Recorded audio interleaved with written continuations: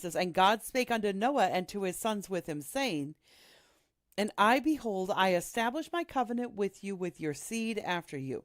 So this is a special covenant.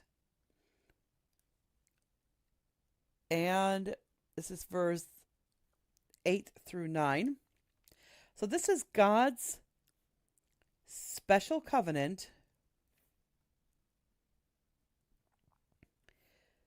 to Noah